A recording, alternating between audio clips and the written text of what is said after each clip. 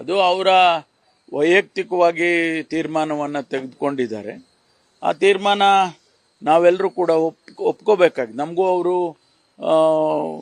ಈಗಾಗಲೇ ಅವ್ರನ್ನ LOP ಆಗಬೇಕು ಅಂತೇಳಿ ನಾವೆಲ್ಲ ನಿರೀಕ್ಷೆ ಮಾಡಿದ್ದೇವೆ. ಮತ್ತು ನಮಗೆಲ್ಲರಿಗೂ ಕೂಡ ಆಸೆ, ಯಾಕೆಂದರೆ ಅವರು ಇವತ್ತು ಇಡೀ ದೇಶದಲ್ಲಿ ಪಾದಯಾತ್ರೆ ಮಾಡಿ ಪಕ್ಷವನ್ನು ಸಂಘಟನೆ ಮಾಡಿ ಮಲ್ಲಿಕಾರ್ಜುನ್ ಖರ್ಗೆ ಅವರ ಜೊತೆಯಲ್ಲಿ ಸೇರಿಕೊಂಡು ಇಡೀ ದೇಶದಲ್ಲಿ ಒಂದು ಹೊಸತನವನ್ನು ಕಾಂಗ್ರೆಸ್ ಪಕ್ಷದಲ್ಲಿ ತಂದಿದ್ದಾರೆ. ಹಾಗಾಗಿ ನಮಗೆಲ್ಲ ನಿರೀಕ್ಷೆ ಇದ್ದಿದ್ದು ಅವರು LOP ಆಗಬೇಕು ಅಂತೇಳಿ ನಿರೀಕ್ಷೆ ಇದೆ. ನಮ್ಮೆಲ್ಲರಿಗೂ ಆಸೆ ಕೂಡ ಇದೆ, ಅವರ ವ್ಯಕ್ತಿತ್ವಕ್ಕೆ ಇನ್ನೂ ಹೆಚ್ಚಿನ ಶಕ್ತಿ ಬರುತ್ತೆ ಅಂತೇಳಿ ನಮಗೆಲ್ಲ ಅನಿಸುತ್ತೆ. ಅದು ಅವರ ತೀರ್ಮಾನ, ವೈಯಕ್ತಿಕವಾಗಿ ಏನು ತೀರ್ಮಾನ ತಗೊಂಡಿದ್ದಾರೆ ಅದನ್ನು ನಾವೆಲ್ಲ ಒಪ್ಕೊಳ್ತೇವೆ. PSI ರಿಕ್ರೂಟ್ಮೆಂಟಿಗೆ ಸಂಬಂಧಪಟ್ಟಾಗೆ ಅಂತಿಮ ಹಂತದಲ್ಲಿ ಇದೆ. ಅದಕ್ಕೆ ಕೆಲವು ಟೆಕ್ನಿಕಲ್ ಪ್ರಶ್ನೆಗಳನ್ನು ತೆಗೆದಿದ್ದಾರೆ. ಹಾಗಾಗಿ ಅದನ್ನು ರಿಸಾಲ್ವ್ ಮಾಡ್ತೀವಿ ಆದಷ್ಟು ಬೇಗ. ಅದಕ್ಕೆ ಈಗಾಗಲೇ ನಾನು 2-3 ಸಭೆಗಳು ಮಾಡಿದ್ದೇನೆ. ಅದನ್ನು ಅಂತಿಮವಾಗಿ ಬಹುಶಃ ಈ ವಾರ ಅಥವಾ ಮುಂದಿನ ವಾರದಲ್ಲಿ ಒಂದು ಅಂತಿಮ ಹಂತವನ್ನು ತಲುಪ್ತೇವೆ.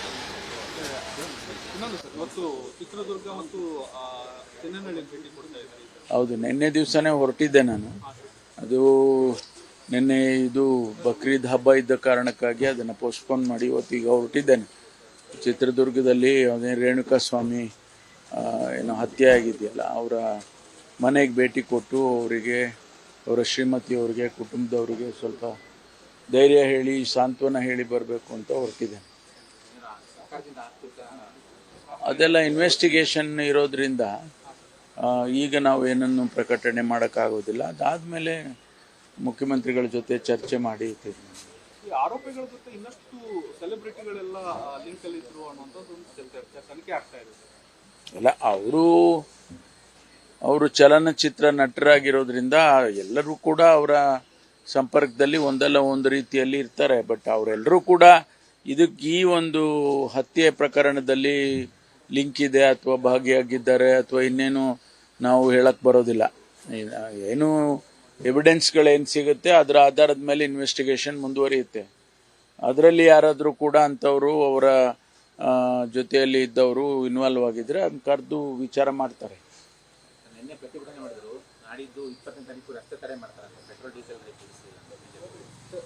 ಇಲ್ಲ, ಪ್ರತಿಭಟನೆ ಮಾಡೋದು ಅವರ ಹಕ್ಕು, ನಾವು ಆಡಳಿತ ಮಾಡೋದು ನಮ್ಮ ಹಕ್ಕು, ಅಷ್ಟೇ ವ್ಯತ್ಯಾಸ ಅವ್ರಿಗೂ ನಮಗೂ. ಅಲ್ಲ ಸರ್, ಇನ್ನೊಂದು ಸರ್, ರಾಜ್ಯ ಬಂದ್ ಮಾಡಬೇಕು ಅನ್ನೋ ಕೂಡ ಒಂದಷ್ಟು ಚರ್ಚೆಗಳು ಬಿಜೆಪಿಯಲ್ಲಿ ನಡೀತಾ ಇದೆ. ಒಂದು ಬೆಲೆ ಏರಿಕೆಗೆ ರಾಜ್ಯವನ್ನು ಬಂದ್ ಮಾಡುವಂತ ಪರಿಸ್ಥಿತಿ ಇದೆಯಾ? ನೋಡಿ, ಅವರು ಇದರಲ್ಲಿ ರಾಜಕಾರಣ ಮಾಡೋದಕ್ಕೂ ಹೊರಟಿದ್ದಾರೆ. ಯಾಕೆಂದ್ರೆ ಪ್ರತಿಯೊಂದರಲ್ಲೂ ಕೂಡ ಇತ್ತೀಚೆಗೆ ತಾವು ನೋಡಿದಿರಿ, ಭಾರತೀಯ ಜನತಾ ಪಾರ್ಟಿಯ ಬೆಳವಣಿಗೆ ಹೇಗಾಗುತ್ತೆ ಅಂದರೆ ಪ್ರತಿಯೊಂದರಲ್ಲೂ ಕೂಡ ರಾಜಕೀಯವನ್ನು ತರ್ತಾ ಇದ್ದಾರೆ. ಇದರಲ್ಲೂ ರಾಜಕಾರಣ ಮಾಡೋದಕ್ಕೆ ಹೊರಟಿದ್ದಾರೆ. ನಾನು ನಿನ್ನೆನೂ ಕೂಡ ಹೇಳಿದ್ದೇನೆ, 14 ಬಾರಿ ಪೆಟ್ರೋಲ್ ಡೀಸೆಲ್ ಬೆಲೆಯನ್ನು ಜಾಸ್ತಿ ಮಾಡಿದ್ರಲ್ಲ, ಅದು ಜ್ಞಾಪಕ ಇಲ್ವಾ ಇವರಿಗೆ?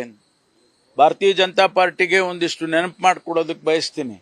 ಅವರು ಇಡೀ ದೇಶದಲ್ಲಿ ಪೆಟ್ರೋಲು ಬ್ಯಾರೆಲ್ಗೆ ಕಡಿಮೆ ಇದ್ದಂಥ ಸಂದರ್ಭದಲ್ಲಿ ಕೂಡ ಲಕ್ಷಾಂತರ ಕೋಟಿ ಟ್ಯಾಕ್ಸನ್ನು ಜನಗಳಿಂದ ಕಲೆಕ್ಟ್ ಮಾಡಿಕೊಂಡು ಆ ಹಣ ಎಲ್ಲೋಯ್ತು ಅಂತ ಕೂಡ ನಮ್ಗೆ ಗೊತ್ತಿಲ್ಲ.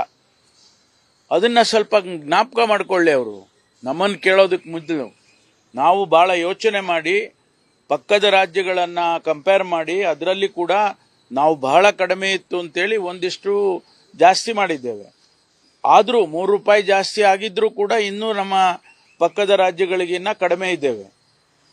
ಇದರಲ್ಲಿ ರಾಜಕಾರಣ ಮಾಡಿದ್ರೆ ಮಾಡಲಿ ಅವರು, ನಾವು ಎದುರಿಸ್ತೇವೆ ಅವ್ರನ್ನ, ಏನು ತೊಂದರೆ ಇಲ್ಲ. ಬೆಂಗಳೂರಿನಿಂದ ಮಂಗಳೂರುವರೆಗೆ, ಬೀದರ್ನಿಂದ ಚಾಮರಾಜನಗರದವರೆಗೆ ನಿಮ್ಮ ಸುದ್ದಿ ನಿಮ್ಮದೇ ಭಾಷೆಯಲ್ಲಿ ಕರ್ನಾಟಕ ತಕ್.